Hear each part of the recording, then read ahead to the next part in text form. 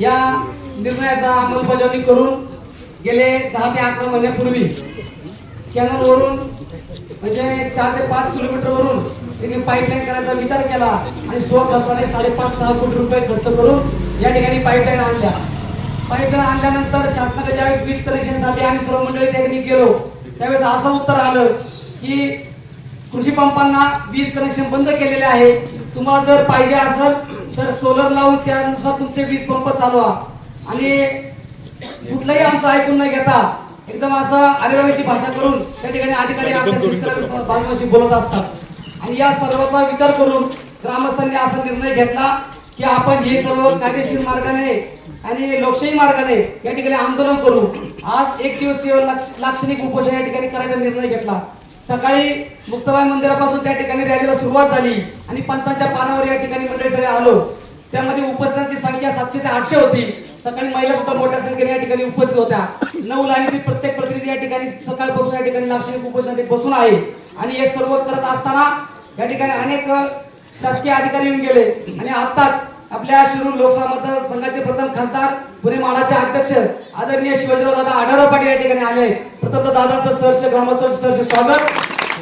त्याचप्रमाणे भीमाशंकर सहकारी साखर कारखान्याचे माजी चेअरमन विद्यमान संचालक कृषी उत्पन्न बाजार समितीचे माजी संचालक विद्यमान चेअरमन राष्ट्रवादी काँग्रेस पक्षाचे जिल्हाध्यक्ष माननीय देवदत्त निकम साहेब या ठिकाणी आलेले साहेबांचं सुद्धा ग्रामस्थांच्या वतीने सहर्ष स्वागत. या ठिकाणी खऱ्या अर्थानं आमचं म्हणणं ऐकण्यासाठी आपण दोन्ही मंडळी या ठिकाणी उपस्थित राहिलात.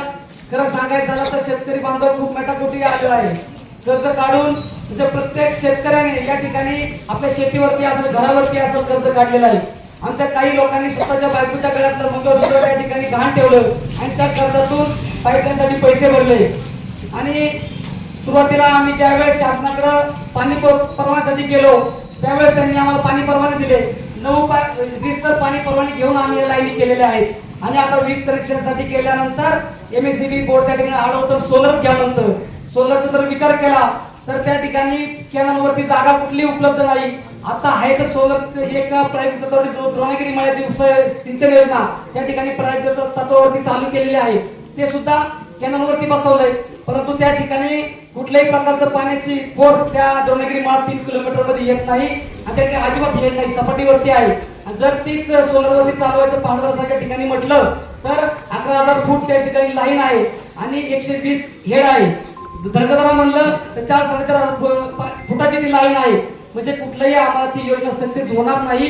आणि आमचा शेतकरी ज्या विचारानं आम्ही बारमाही शेती होईल हा विचार आमचा होता तो विचार कुठेतरी थांबला जाईल असं आम्हाला वाटतं. आणि जर दादा ही योजना वीज कनेक्शन नाही भेटलं तर नक्कीच आमचा शेतकरी कर्जबाजारी होईल आणि भविष्यामध्ये आत्महत्या सुद्धा आमच्या शेतकरी केल्याशिवाय राहणार नाही. कारण की शेतकऱ्यांमध्ये गेले 4-5 दिवस चर्चा आहे की आता खूप आमच्या डोक्यावर पाणी चाललेलं आहे आणि जर हे होत नसेल तर नक्की आता आत्महत्येचा विचार असा येतो. परंतु आम्ही आज ठरवलं लाक्षणिक उपोषण करू.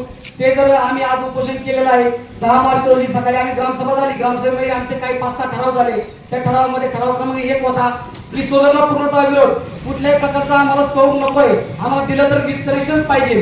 2 नंबरचा ठराव होता 10 मार्च रोजी आम्ही सर्व ग्रामस्थ गाव बंद ठेवणार आहोत. आणि गाव बंद ठेवून आम्ही जो खाली कॅनल आहे 3 किलोमीटर या ठिकाणी त्या ठिकाणी जाऊन जलसमाधीसाठी काय आम्ही घेणार. म्हणजे पाटामध्ये कॅनल मध्ये सकाळी 10 ते सायंकाळी 5 वाजेपर्यंत आम्ही 100-200 शेतकरी त्या ठिकाणी थांबणार आहोत. कारण की आमचं कायदेशीर मार्गाने जायचं आमचं नक्की विचार ठरलेला आहे. आणि तरी पण आमचं त्या ठिकाणी म्हणणं कोणी ऐकत नसेल तर 12 मार्च रोजी प्रांत कार्यालयावरती धडक मोर्चा आम्ही काढणार आहे. धडक मोर्चा स्वरूप असं असेल 400-500 पुरुष आणि स्त्री त्या ठिकाणी असतील, शालेय विद्यार्थी असतील आणि आम्ही जनावर सुद्धा घेऊन जाईल, खबरा गाड्या सुद्धा घेऊन जाणार आहे. धामणी ते मंचर प्रांत कार्यालय या ठिकाणी मोर्चा जाईल. आम्ही सर्व तयारी त्या ठिकाणी केलेली आहे. आमच्या सोबत सर्व माता भगिनी सुद्धा आहेत, शेतकरी बांधव आहेत आणि सर्वसामान्य आमच्या गावचा ग्रामस्थ सुद्धा आमच्या सोबत आहे. कारण की झालंय काय, कारण आम्ही शासनाची खूप वाट पाहिली. कुठल्याही प्रकारचं त्या ठिकाणी शासन आम्हाला असं वाटत होतं पाणी देईल म्हणून, ते वाटलं नाही. म्हणून आम्ही हे ठरवलं स्वखर्चाने त्या ठिकाणी वीज पंप बसवायचे. परंतु वीज पंपाला आम्हाला कनेक्शन भेटत नाहीये. आम्ही अक्षरशः बेटाकोटीला आलेलो आहोत. सकाळपासून अनेक अधिकारी आले. मगाशी महावितरणचे जरग साहेब आले होते, एसी साहेब, त्यांनी सुद्धा आमचं या ठिकाणी सोलर विषयी ते बोलत होते. जास्त करून बोलताना ते सांगायचे सोलर बसू. आम्ही त्यामध्ये मॉडिफिकेशन केलेलं आहे. नवीन जे इरिगेशन मॉडिफिकेशन केलंय.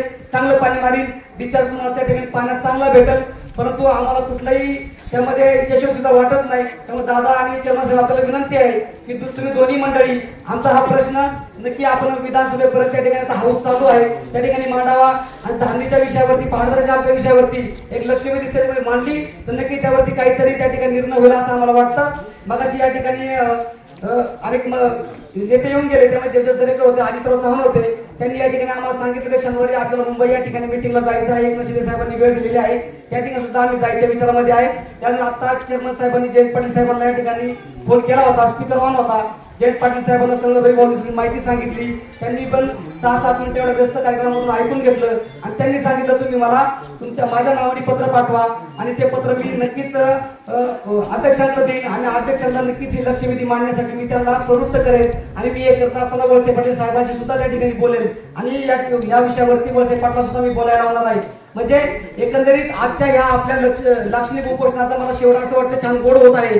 कुठेतरी आपण यश येताना दिसत आहे परंतु आता सुद्धा आपली लढाई थांबलेली नाहीये. आपण ठरल्याप्रमाणे जरी मुंबईला गेलो मिटिंग करून आलो तरी पण आपलं 10 मार्चचं आपलं आंदोलन चालू राहील, 12 मार्चचं आंदोलन चालू राहील. कारण की हे जर कुठं आपण थांबलो तर हे सगळं थांबणार आहे. तरी या ठिकाणी मी आधीच बोलत नाही, या ठिकाणी दादा उपस्थित झालेले आहेत आणि या ठिकाणी दादांना आपण प्रथमतः या ठिकाणी निवेदन देऊ आणि त्यानंतर दादा आपलं मनोगत व्यक्त करतील.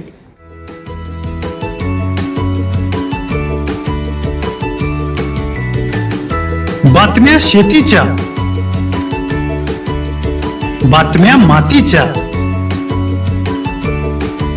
बातम्या अन्यायाच्या, गुन्हेगारीच्या,